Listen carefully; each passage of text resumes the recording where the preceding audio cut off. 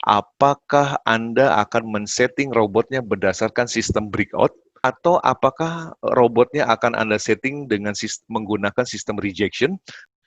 Jangan pernah dihitung dari total modal, Pak, tetapi hitunglah dari margin requirement, Pak. Karena perlu Ibu ketahui bahwa yang namanya pergerakan harga itu bersifat pengulangan ya atau repetisi.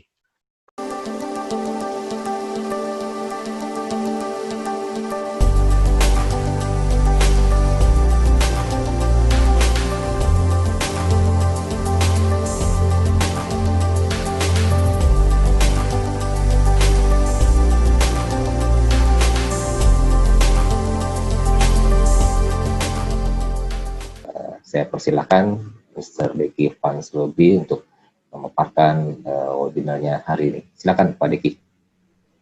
Baik Pak Teguh, terima kasih. Dan untuk seluruh partisipan ya, Assalamualaikum warahmatullahi wabarakatuh. Salam sejahtera dan selamat sore. Bapak dan Ibu yang saya hormati, tema hari ini adalah Comparison of Transaction Mechanism ya. Jadi ini akan menjelaskan perbedaan bagaimana bertransaksi secara menggunakan robot ya atau expert advisor, copy trade maupun manual. Jadi perlu Bapak dan Ibu ketahui mengapa setiap orang berbeda-beda di dalam pengambilan keputusan atau memilih mekanisme transaksinya itu sangat tergantung dari mana orang tersebut dikenalkan dengan bisnis trading ini. Kalau memang kebetulan yang bersangkutan berkenalan dalam komunitas yang suka dengan penggunaan robot, maka tidak mengherankan apabila transaksinya akan terbawa menggunakan robot. Begitupun kalau pertama kali dikenalkan dengan yang namanya copy trade, maka yang bersangkutan akan melakukan yang namanya copy trading itu sendiri ya, atau juga yang manual. Artinya semua mekanisme itu sah-sah saja ya, artinya tidak ada yang salah. Namun demikian, pada kesempatan ini saya ingin melakukan yang namanya pembanding bagaimana dari ketiga transaction mechanism ini memiliki keunggulan dan juga kekurangannya. Seperti halnya trader pada umumnya, secara pribadi saya pun mengalami hal yang sama ya Bapak dan Ibu.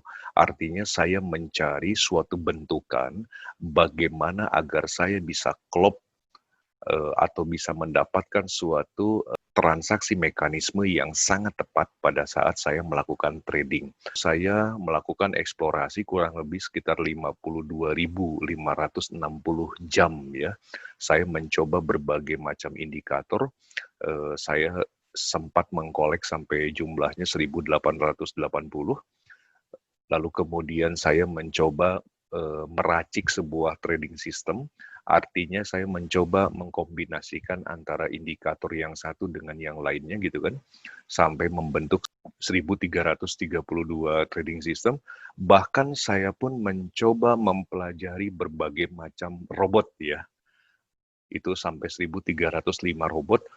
Jadi saya pun juga mengalami satu fase di mana saya mencari metode apa nih yang sebetulnya yang paling tepat yang harus saya gunakan ya. Namun sebelum itu saya ingin mengajak terlebih dahulu kepada Bapak dan Ibu untuk memahami yang dimaksud dengan finansial sektor ya. Jadi dalam finansial sektor secara global itu yang namanya sektor keuangan ada yang bersifat aktif, ada yang bersifat pasif ya. Nah, untuk yang pasif Bapak dan Ibu, ini adalah merupakan kontrak investasi kolektif. Artinya institusi yang melakukan pengumpulan dana masyarakat untuk dikelola. Nah, ini contohnya perbankan ya, atau perusahaan-perusahaan asuransi. Kenapa hal ini disebut pasif? Karena orang yang masuk di institusi tersebut tidak terlibat aktif di dalam penggunaan dananya. Jadi dengan kata lain, lebih kepada menitipkan ya, seperti itu. Nah, tentu ini berbeda dengan financial sektor kategori aktif. Di sini berarti kita akan terlibat langsung ya, Bapak dan Ibu, di dalam pengelolaan dana kita sendiri. Maka transaksi yang dilakukan adalah disebut dengan trade. Trade artinya berdagang. Maka yang namanya berdagang, Bapak dan Ibu, sama seperti halnya konvensional, bahwa omset yang tercipta itu tidak mungkin akan berada pada titik yang sama. Tidak akan linear ya. Baik itu omset harian, mingguan, bulanan maupun tahunan, akan terjadi yang namanya fluktuasi. So, di dalam trading pun juga sama. Jadi, berapa besar pun keuntungan yang Bapak Ibu dapatkan, itu tentu akan bersifat fluktuatif, ya. Dalam dunia trading, di sini ada stok juga, terus kemudian ada futures. Nah, pada kesempatan sore hari ini saya akan fokus kepada futures ya. Jadi futures ini kalau berbicara produk, ada currency ya, untuk mata uang, lalu kemudian ada stock index yang merupakan kumpulan dari saham-saham unggulan menjadi satu nama ya. Ini contohnya seperti Hang Seng di Hong Kong, lalu kemudian Nikkei di Jepang, lalu kemudian ada juga produk lainnya yang namanya komoditi, ya, yaitu mentransaksikan komoditas dunia seperti halnya emas, lalu kemudian minyak dan lain sebagainya, lalu kemudian CFD, CFD Contract for Difference. Perbedaannya dengan stock index, kalau stock index di dalam satu indeks itu merupakan kumpulan dari beberapa perusahaan, sedangkan kalau CFD itu sifatnya tunggal ya, singular.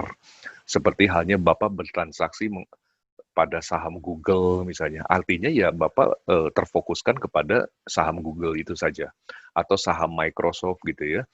Jadi itu berbeda antara stock index dengan CFD. Namun demikian, itu semua adalah produk-produk yang ada di futures.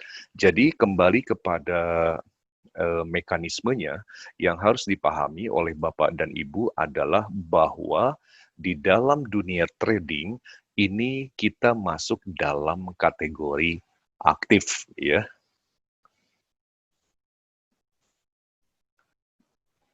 Berbicara trading tentu tidak bisa lepas dari yang namanya analisa.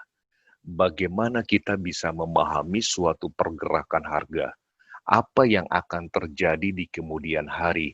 Nah, itu biasanya para trader melakukan yang namanya technical analysis atau fundamental analysis. Yang mana pembedanya adalah dalam technical itu seorang trader biasanya berfokus pada grafik atau chart dan mempelajari perilaku harga di masa lalu. Ya, inilah yang disebut dengan forecasting. Lalu kemudian trader juga akan sering memasukkan berbagai indikator sebagai alat bantu ya.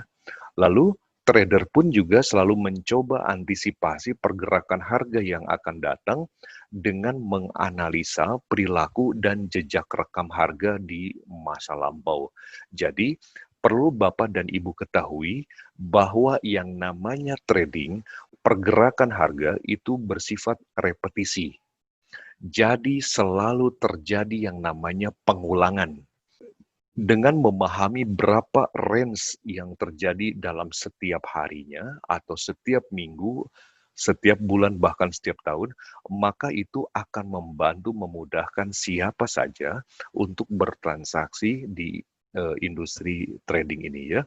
Lalu kemudian pembeda lainnya adalah fundamental, di mana biasanya orang yang bertransaksi dengan mengandalkan analisa fundamental selalu berkonsentrasi pada pergerakan keuangan ekonomi itu sendiri. Ya, tergantung di mana negaranya. Ketika yang dirilis Amerika, maka apa yang terjadi dengan ekonomi tersebut dari negara Amerika. Begitupun negara-negara pemilik major currency lainnya. Lalu kemudian trader pun juga sering mengikuti pengumuman berita yang dirilis ya. Ini jelas sekali biasanya erat kaitannya dengan yang namanya kalender ekonomi, di mana trader yang mengandalkan fundamental selalu melihat kapan data-data terutama yang high impact itu akan dirilis. Lalu kemudian trader juga meyakini bahwa setiap sentimen, hasil rilis berita dan data ekonomi ini akan mendorong pasar. Ya, ini adalah technical dan fundamental analysis yang umum dilakukan oleh para trader di seluruh dunia ya. Oke,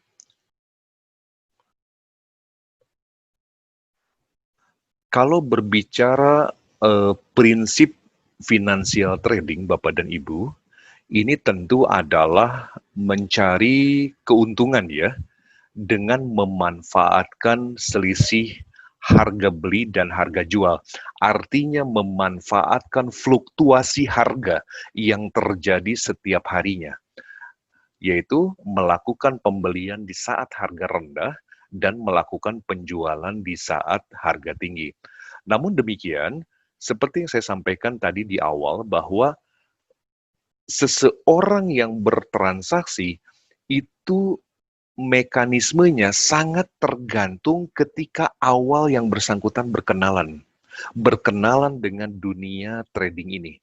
Ketika masuk sebagai berkenalan dengan orang-orang yang dalam komunitasnya biasa dengan manual trade, maka yang bersangkutan biasanya akan lahir sebagai manual trader. Begitupun dengan yang lainnya. Maka begitu banyaknya mekanisme transaksi yang dilakukan oleh setiap orang, akhirnya dapat disimpulkan bahwa saat ini orang bertransaksi menggunakan 3 metode, yaitu manual, automatic, lalu kemudian copy trade ya. Nah, ini sangat menarik ketiganya nih ya. Kita mulai kupas satu persatu. Yang pertama manual trade ya. Jadi manual trade ini adalah suatu transaksi yang dilakukan dengan menganalisa faktor teknikal dan fundamental guna mengambil keputusan disertai memperhitungkan faktor risk and reward yang akan terjadi. Jadi betul-betul seorang manual trade ini membaca Bapak dan Ibu ya, bagaimana dari korelasi antara teknikal dengan fundamentalnya. Tentu dilengkapi dengan yang namanya trading plan, di mana ini bertujuan untuk menghitung risk and reward yang mungkin terjadi. Namun demikian, dalam manual trade, saya juga ingin mengupas untuk Bapak dan Ibu, apa sebetulnya keunggulan dan kelemahan dari pola transaksi manual ini gitu ya. Keunggulan yang pertama adalah orang yang bertransaksi secara manual trade itu secara tidak langsung dapat memahami teknikal dan fundamental analisis secara komprehensif.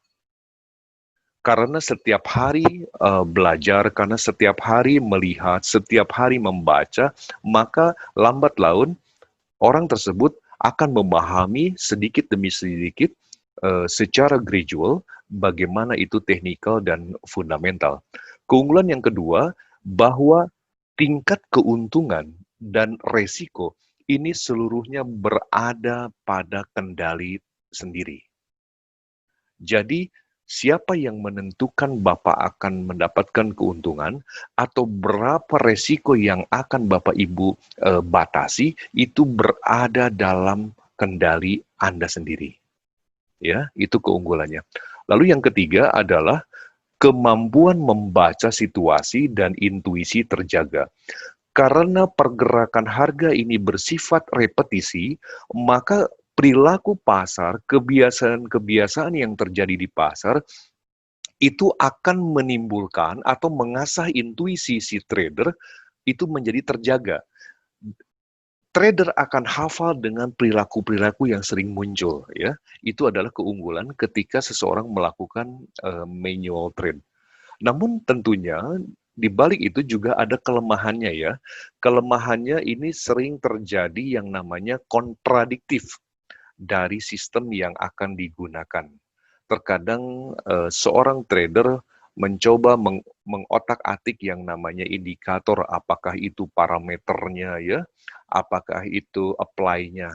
Apply macam-macam ya, Bapak dan Ibu, bisa close, bisa open, bisa high, bisa low gitu kan, bisa medium, bisa linear, macam-macam. Lalu kemudian bisa mengubah juga deviasinya. Lalu kemudian digabungkan dengan indikator yang lainnya. Kadang kontradiktif ya, ketika masih terutama untuk newbie trader. Indikator yang satu mengatakan beli, indikator yang dua mengatakan jual, akhirnya hanya ditonton gitu kan pergerakan harga gitu. Nah, ini yang kadang terjadi kontradiktif. Lalu kemudian jelas menuntut konsentrasi penuh ya, bahkan memakan waktu lama untuk standby di depan monitor. Ini kelemahan yang kedua. Dan kelemahan yang ketiga di sini jelas melibatkan psikologi ya, atau emosi pelakunya. Bapak dan Ibu yang saya hormati, 80% suksesnya transaksi seorang trader itu sangat dipengaruhi dari psikologinya. Jadi boleh dibilang technical dan fundamental itu sebagai triggernya saja Bapak dan Ibu ya. Dan itu hanya mencakup kurang lebih 20% saja. Tetapi faktor yang paling besar itu adalah dari psikologinya. Maka kalau banyak orang bertanya kepada saya langsung untuk latihan trading, saya tidak menyarankan Anda melakukan transaksi dengan akun demo.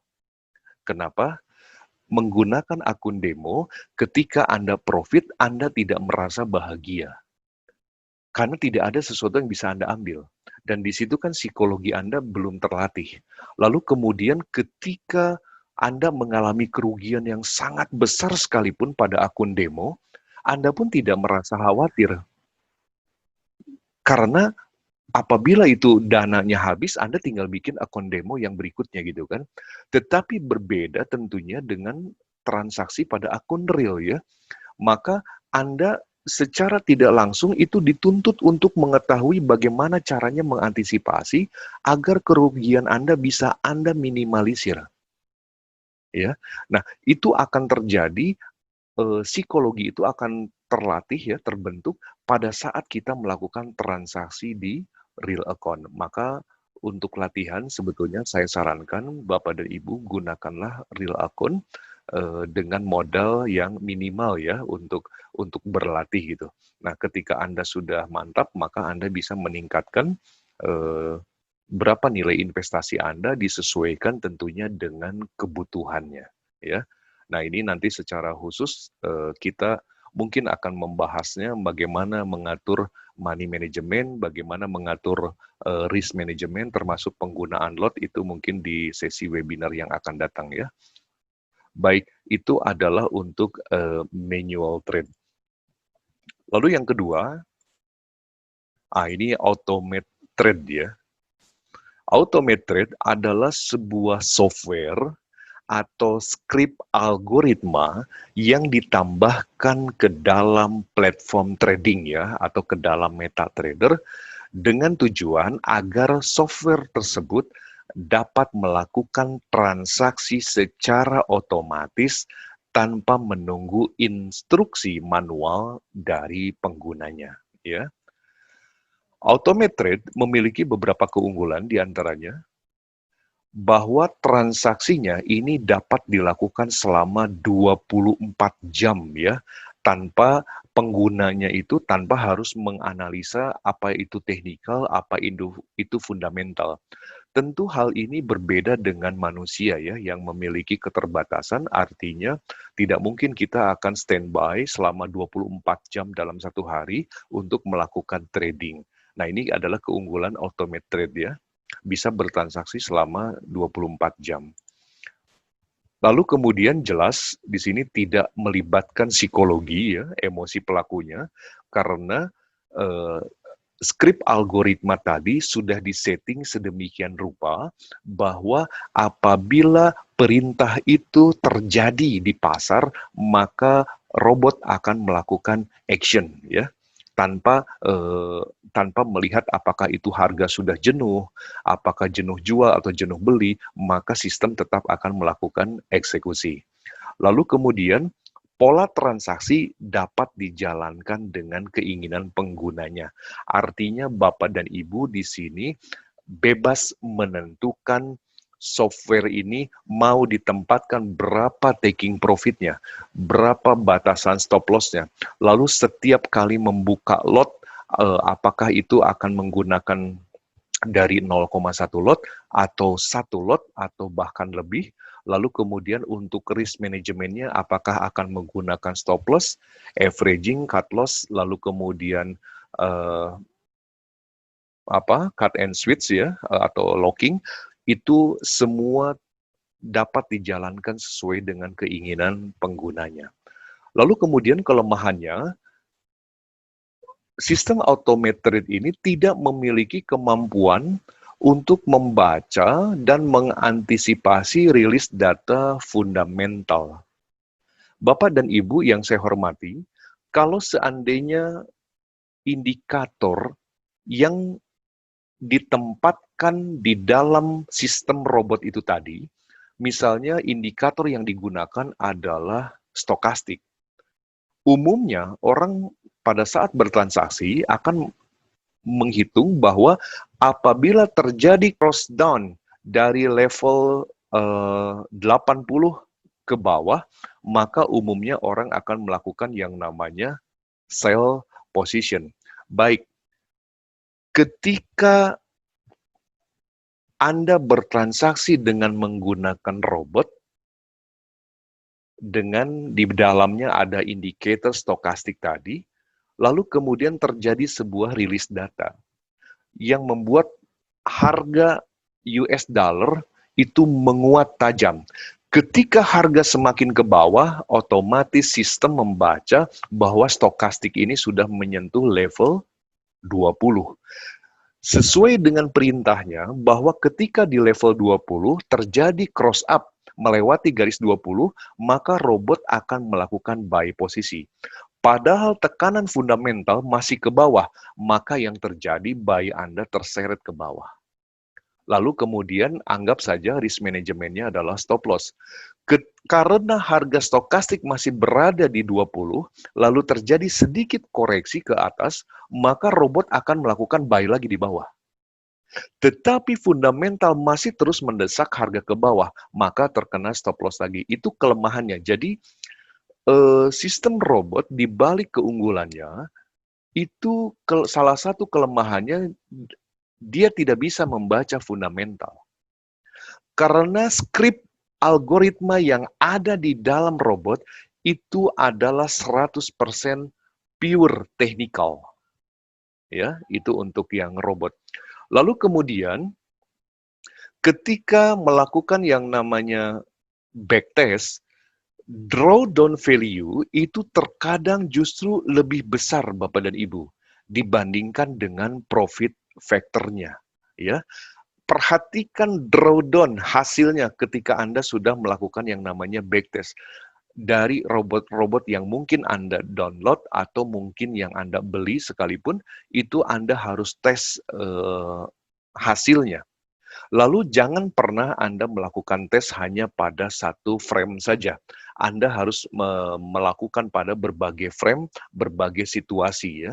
Lalu kemudian kita lihat bagaimana respon si robot itu sendiri. Dan saya ingin memberikan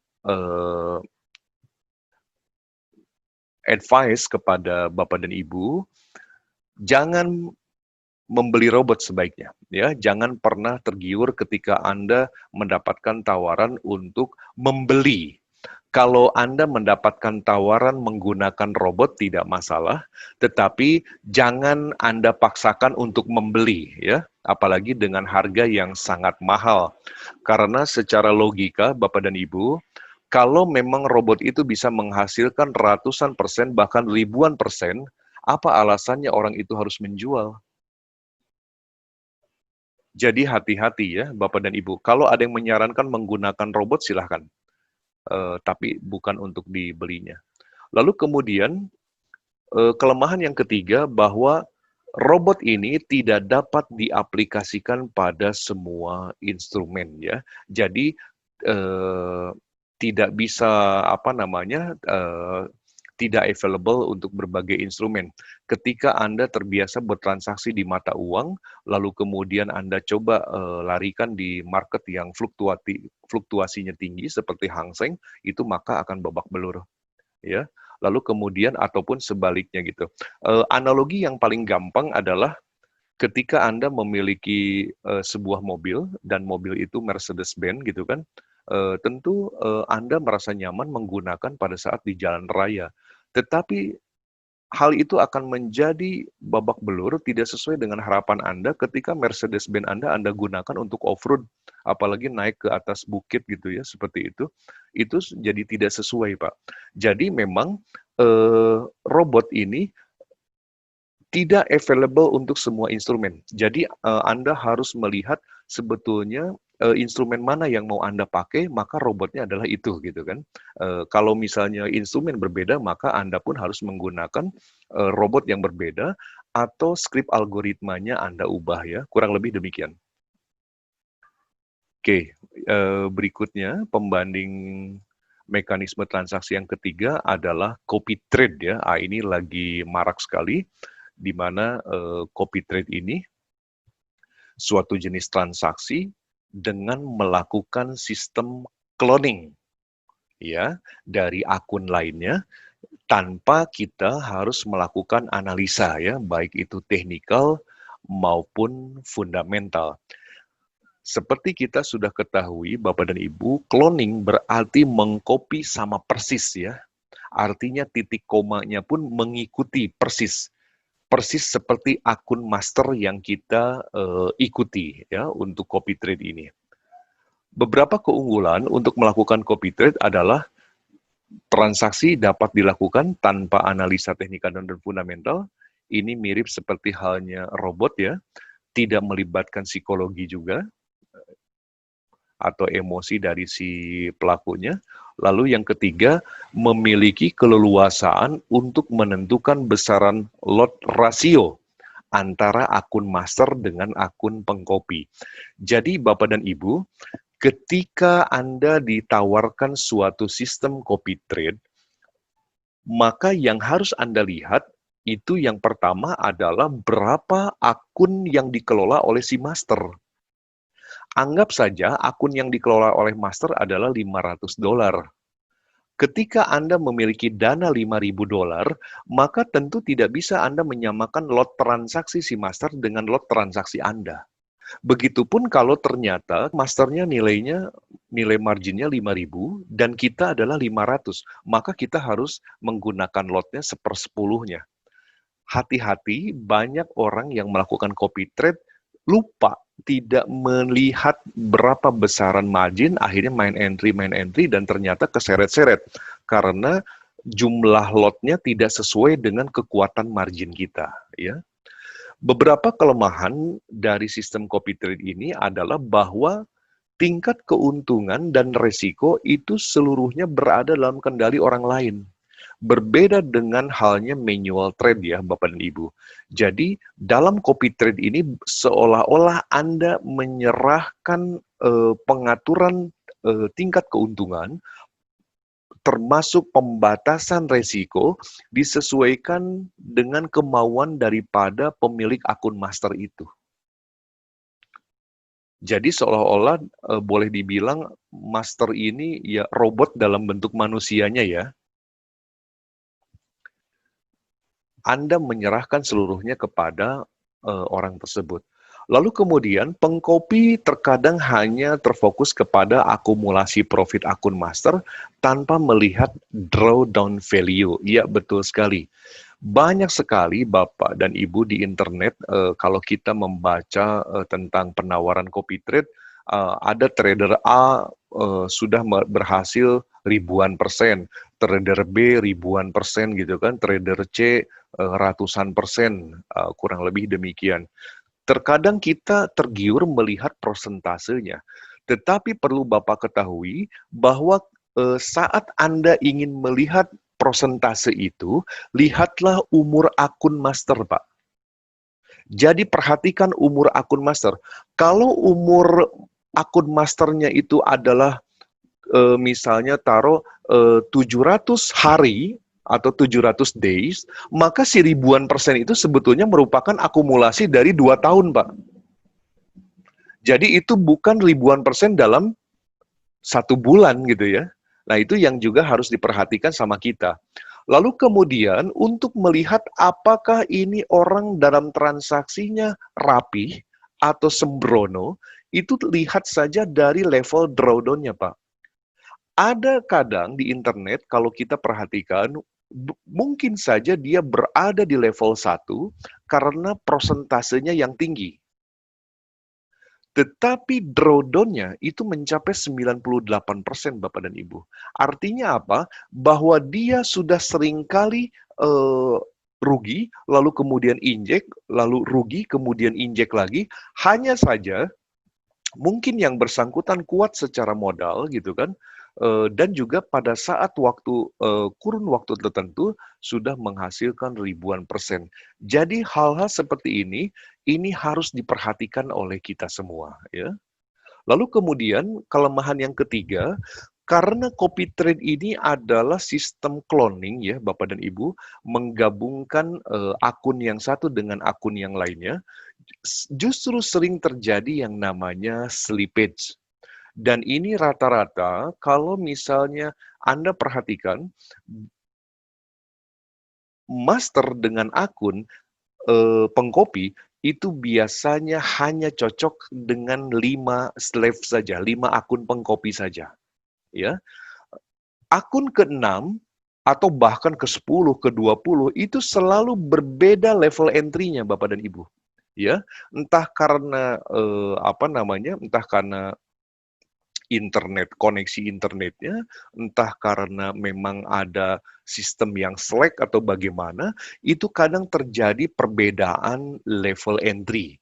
Bahkan yang paling lucu adalah pernah terjadi ketika master sudah close position, yang pengkopinya justru belum close position, karena adanya perbedaan poin itu tadi. Ketika harga terseret, masternya tidak apa-apa, justru yang pengkopinya sedang berdarah-darah ya karena sedang terseret. Jadi tentu ini masing-masing dari mekanisme transaksi ini memiliki berbagai keunggulan dan juga berbagai kelemahannya. Namun demikian saya bisa memberikan satu konklusi kepada Bapak dan Ibu bahwa sebetulnya ketiga mekanisme transaksi ini tidak ada yang salah ya. Semuanya sah-sah saja. Hanya semuanya ini dikembalikan kepada kita. Berapa level yang kita toleransi ya.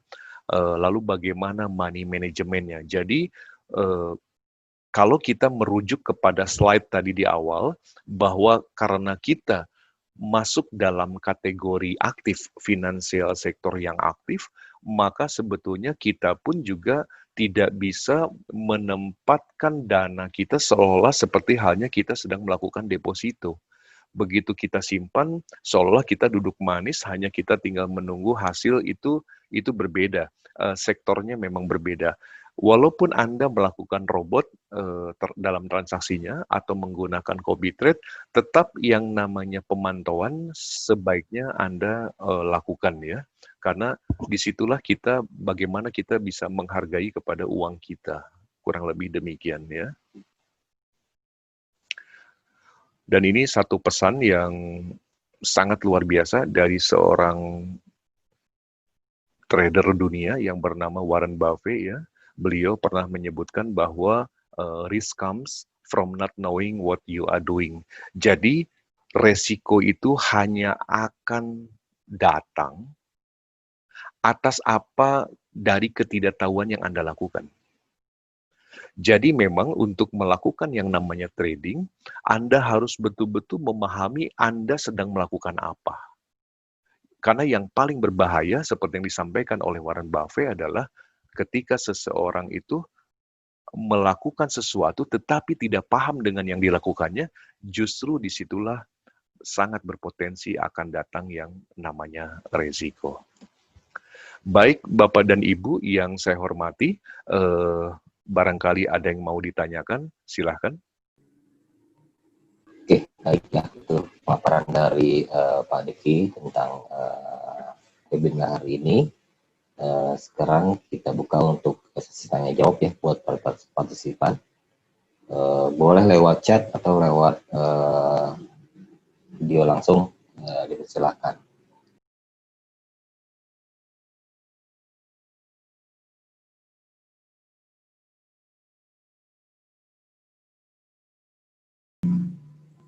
Baik Pak William, terima kasih. Jadi untuk poin yang nomor 3, kelemahan dari copy trade ini, umum sekali Pak, sering terjadi yang namanya slippage Pak. Perbedaan nilai antara akun master dengan akun slave atau akun pengcopy ya yang mengikutinya. Perlu Pak William ketahui bahwa sebuah sistem pun juga memiliki yang namanya kelemahan Pak. Ketika master tersebut memiliki akun pengcopy kurang lebih 1 sampai dengan 5 akun, itu biasanya berjalan bersamaan ya, entah itu untuk entry maupun untuk exit position. Akan tetapi ketika followernya sudah semakin banyak, itu terkadang ya, tapi tidak selalu terjadi, itu terkadang ada yang namanya slack ya di sistemnya. Dan kebetulan secara pengalaman pribadi juga, Pak William, saya pernah mencoba melakukan yang namanya copy trade juga. Itu malah pernah saya berdampingan dengan kawan saya sebagai master dan kawan saya sebagai pemilik akun slave-nya itu justru ketika saya pernah close position, kawan saya belum close position. Ya, dia baru close position setelah 5 detik, 10 detik kemudian. Dan ini sangat merugikan. Ketika harga semakin untung, mungkin kawan saya tidak apa-apa ya, tetapi ketika harga malah terseret berbalik, ini tentu akan menjadi sebuah komplain ya di sana. Jadi kurang lebih begitu ya Pak William.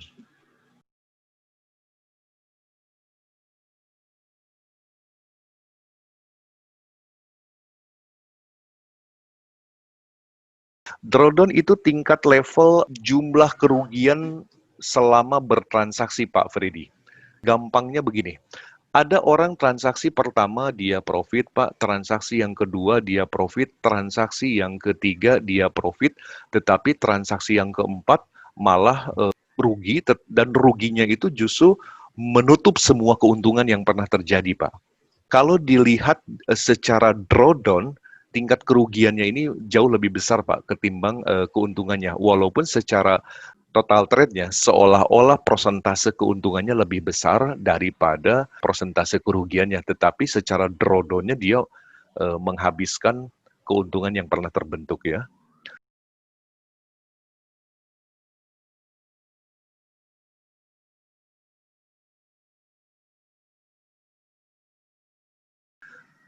Baik, yang paling penting Pak Handoko adalah pada proses penyetingannya. Karena untuk yang namanya bertransaksi, ada beberapa kemungkinan apakah Anda akan men-setting robotnya berdasarkan sistem breakout, ya, ketika harga terus ke atas melewati level resisten kemudian ditabrak, ataupun ketika di level support, atau apakah robotnya akan Anda setting dengan menggunakan sistem rejection ketika harga terbang tinggi lalu kemudian menunggu ke bawah baru robotnya entry, atau sebaliknya, itu macam-macam ya, tergantung di mana Pak Handoko merasa comfort ya.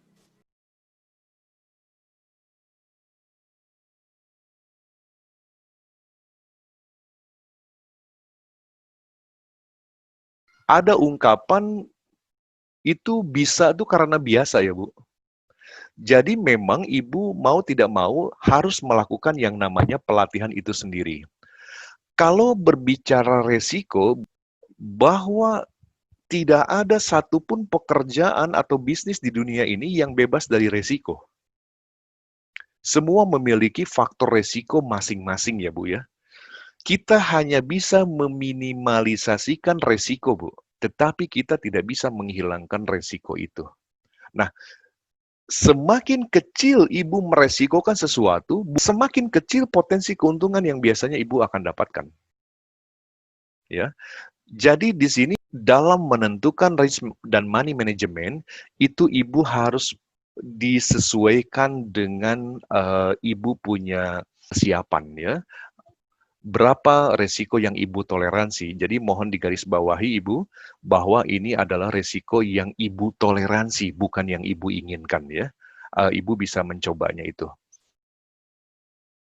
Karena dari pengalaman trading saya selama eksplorasi 52.000 jam tadi, bukan berarti saya tidak pernah mengalami kerugian Ibu. Artinya saya pun pernah mengalami berbagai macam hal. Karena dari pengalaman itulah Bu yang membuat saya merasa menjadi lebih comfort dan saya menjadi hafal bagaimana perilaku atau kebiasaan pasar di setiap harinya ya. Karena perlu Ibu ketahui bahwa yang namanya pergerakan harga itu bersifat pengulangan ya atau repetisi. Oke, Pak William sama-sama.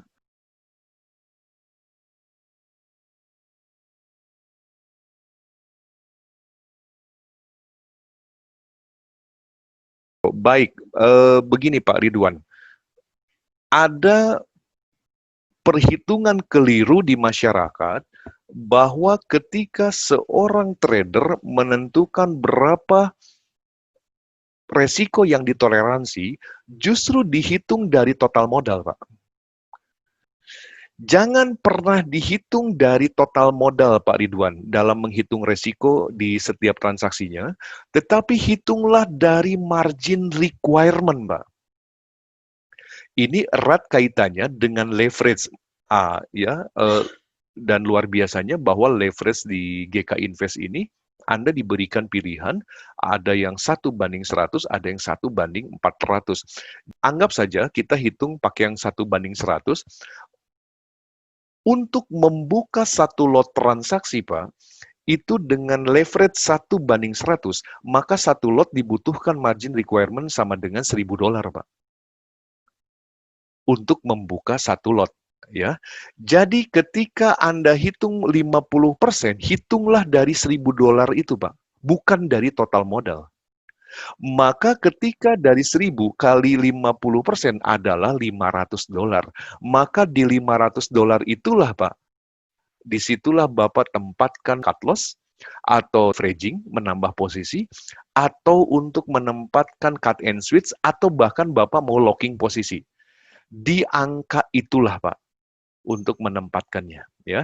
Jadi sekali lagi jangan pernah menghitung faktor resiko itu dari total modal.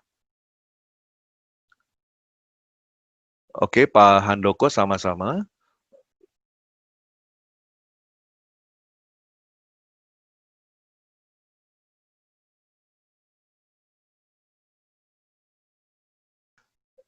Semua indikator itu pada dasarnya bagus penciptanya, itu memiliki blueprint ya. Nah ini sebetulnya Bapak dan Ibu nanti bisa juga melihat tayangannya di channel Rahasia Keuntungan di YouTube ya. Di sana saya mengungkapkan bagaimana hukum-hukum indikator sesuai dengan penemunya ya, artinya blueprintnya. Karena banyak juga orang yang menggunakan indikator yang salah. Kita ambil contoh begini Pak, banyak orang menggunakan relative strength index ya, itu disamakan perilakunya dengan stokastik. Apabila harga sudah berada di level 70, Anda sell, ketika berada di level 30, Anda buy, itu biasanya tidak sesuai dengan harapan. Karena diciptakannya RSI oleh Wallace Wilder, itu bukan berperilaku seperti halnya stokastik. Ya, jadi hukum-hukum itu yang harus dipahami. Kalau misalnya Pak Ridwan tadi menanyakan indikator rekomendasi yang bagus, karena semua indikator bagus, sebetulnya yang paling penting tentukan dulu karakter Pak Ridwan ini apa. Apakah Bapak ini seorang scalper? Apakah Bapak ini seorang daily trade? Nah, di situ Pak Ridwan tinggal mencocokkan indikator yang sesuai dengan tipe Bapak itu tadi. Begitu ya Pak Ridwan.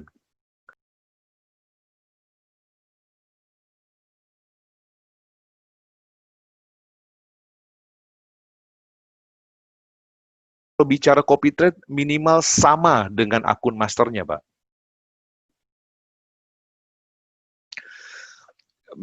Lalu kemudian Bapak perhatikan juga penggunaan lot rasio. Kita ambil satu contoh. Kalau misalnya master pada saat bertransaksi, tentu kita tidak pernah tahu, Pak, berapa besaran lot yang akan digunakan. Tetapi Pak Clement, saya sarankan walaupun modalnya sama, jadikanlah lot rasionya itu hanya setengah dari akun master. Nah, ini untuk mengamankan dana Bapak. Jadi ketika si master ini masuk transaksi dengan menggunakan satu lot, maka di akun Bapak ini akan tercipta setengah lot, Pak. Ya, resikonya ada, artinya ketika untung tidak sesuai, Pak. Artinya master lebih besar daripada Bapak. Tetapi ketika terjadi kerugian, Bapak justru lebih kecil daripada si master ini. Dan sebetulnya dengan copy trade ini, di balik keunggulan-keunggulannya, salah satu kelemahannya juga adalah bahwa total keuntungan yang Bapak Ibu dapatkan itu tidak 100% milik Bapak. Karena saat Bapak melakukan withdrawal itu secara automatically akan terpotong ya, karena kita seolah-olah membayar jasa hasil kerja si master. Begitu kurang lebih Pak Clement ya.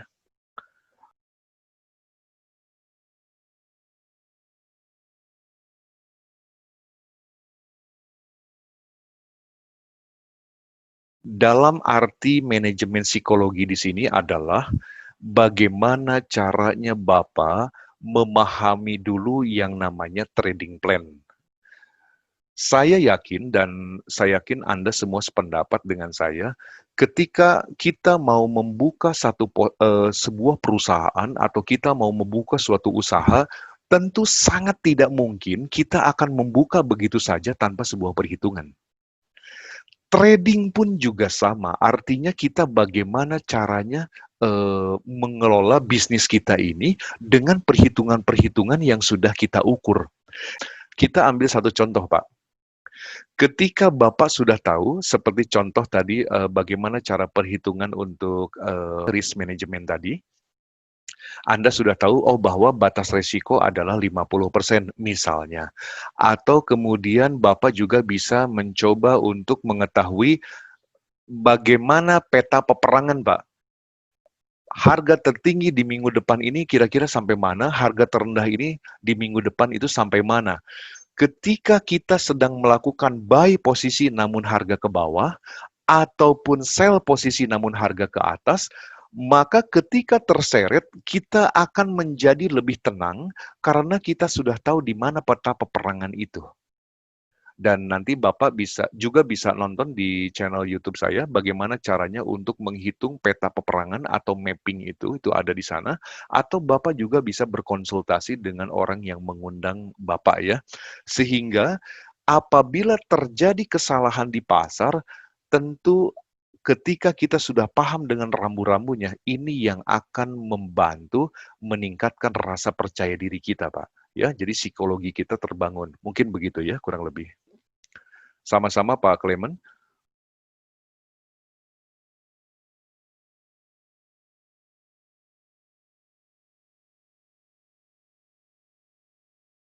Kalau bicara scalping ya, trading, itu ada seorang legendaris ya yang cukup ternama di dunia ini bernama Paul Rotter ya.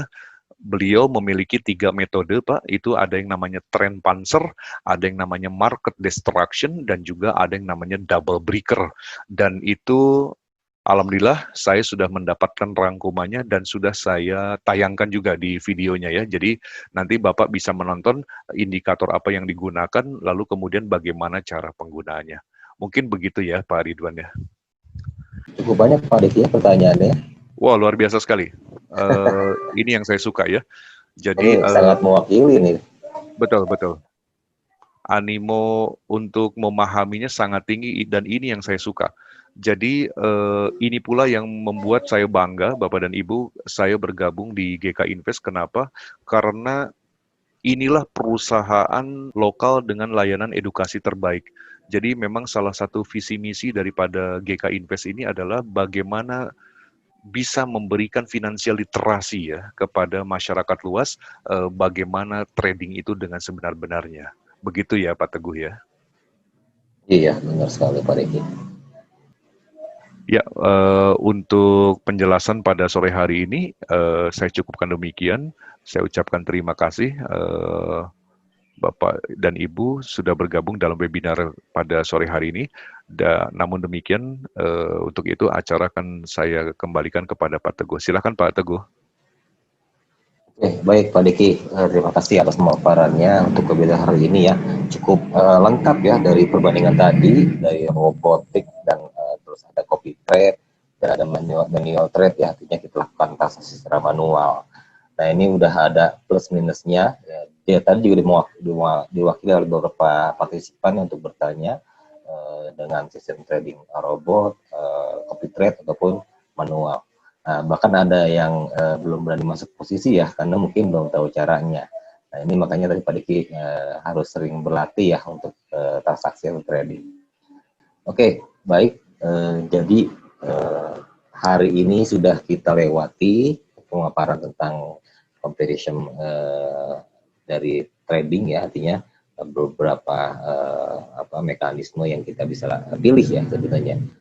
Benar kata Pak Diki tadi, tidak ada yang salah ya, semua sah-sah aja, mau baik untuk yang robotik, copy trade ataupun dari trading manual itu sendiri. Jadi itu aja untuk hari ini. Kami dari GK Invest dan segenap staf ya mengucapkan banyak terima kasih. Kalaupun nanti ada pertanyaan, silakan lewat WhatsApp ya, kita akan balas ya dari cacat WA-nya. Oke, terima kasih. Saya tutup. Wassalamualaikum warahmatullahi wabarakatuh. Alhamdulillah. Terima kasih Pak Teguh, terima kasih Pak Deki. Sama-sama. Iya, Bapak Semuanya. Ibu. Oke, thank you. Untuk kita semua ya. Thank you. Salam profit Pak Deki. semuanya. Sama-sama Pak Salam Adrian. profit. Yo.